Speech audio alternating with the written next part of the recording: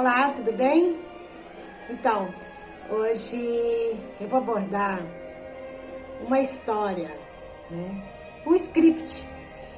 Na verdade, a nossa história humana, ela é muito parecida com o filme, né? Com os dramas que acontecem, né? Sejam no teatro, no cinema, onde os personagens, que somos nós, né? Desempenhando determinados papéis e a própria história desenvolve esse papel. Eu tinha um professor, né, Dr. Pierre Rivaio, que ele lançou até um trabalho terapêutico que chamava Cosmodrama, onde nós éramos atores da nossa própria vida, né? Então, assim, hoje a proposta é a gente realmente entrar nesse universo, né, lúdico, né, de histórias, né, de trajetórias, de jornadas. E por que isso? Nós estamos num período muito rico de mudanças e de muitos acontecimentos, né? E muitas das vezes a gente se assombra, né, com o que está ocorrendo, principalmente na geopolítica, no nosso processo do dia a dia. Então, nós percebemos aí, e muitas das vezes vem aquela história, né, do herói, do anjo, do demônio, da luta, né? E a gente vê, por exemplo, nos filmes Jornada nas Estrelas, onde existe todo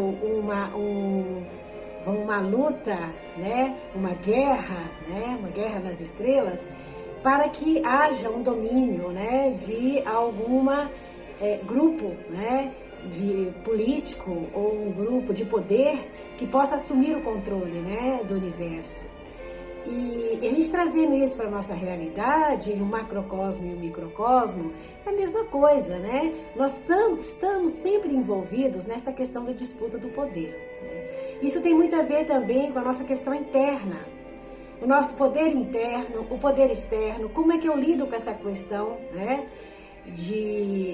Das sombras, né, dos anjos, dos demônios que habitam em mim, que habitam fora, e como que eu conduzo, né, toda essa jornada, né, de aprendizado.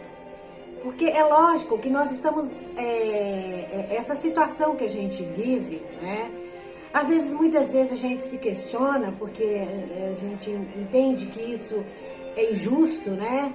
Então, mas as batalhas, elas estão aí. Mesmo o Bhagavad Gita, que é um livro santo, né, dos hindus, ele começa falando de uma guerra, né? E, por exemplo, no budismo, a gente tem os vários mundos, né? Desde os mundos de nós humanos que estamos encarnados, como também tem o mundo das almas famintas, que muitas das vezes que são realidades. Então, eles mostram o seguinte: se você está no estágio, né? A compreensão é a seguinte: você está no estágio de consciência onde você está faminto e você está ferozmente buscando uma energia, você entra no mundo, numa realidade de, vamos dizer, de monstros, né, e pequenos demônios, né, ou grandes, né. Então, assim, essa batalha, né, no nosso dia a dia, é uma batalha que a gente se pressupôs que nós, enquanto alma jornada aqui na Terra, a gente iria também passar. Porque a gente advém também tudo de uma história estelar. Isso para quem acredita ou não. Mas nós somos e nós estamos ligados às estrelas, né? Para algum de nós, essas histórias, elas fazem parte de um grande script, né? Vamos dizer, de trajetórias de aprendizado. Então, eu realmente entendo que a nossa alma, ela percorre todos esses estágios, desde o macrocosmo até o microcosmo, para que a gente possa, e tem aquela história, né, do filho pródigo que volta à casa do pai, né, aquele que realmente voltou praticamente sem nada, mas ele voltou com amor, com vontade de estar com o pai, com a família, com o coração pleno, né, de dizer, poxa, muitas vezes eu errei, pisei na bola, mas eu estou aqui de volta para o meu lar. E o pai recebe ele com honras e glórias. Então, todas essas histórias, elas têm um porquê, né? Então, realmente, essas guerras, né, que acontecem internas e externas, elas fazem parte do nosso aprendizado, né? Então, mas no sentido de que nós possamos realmente entrar nessa dimensão de entender o processo que nós estamos vivendo. Muitas das vezes a consciência, a compreensão, ela dá um pane, né? Porque a gente fala assim, poxa, mas eu tô meio perdido nesse caos. E realmente, quando a gente chega num ponto de que às vezes a gente tem que parar um pouquinho para poder entender melhor o que está se processando, é um momento da nossa parada. Tem um axioma que fala assim: querer, saber, ousar e calar. Então, eu acho muito interessante isso, porque o primeiro passo é o querer, né? Eu ter algum propósito. O saber é fundamental. Nós precisamos trabalhar nossa mente, nosso cérebro e decodificar as informações, né? Através dos nossos conhecimentos, através da nossa compreensão.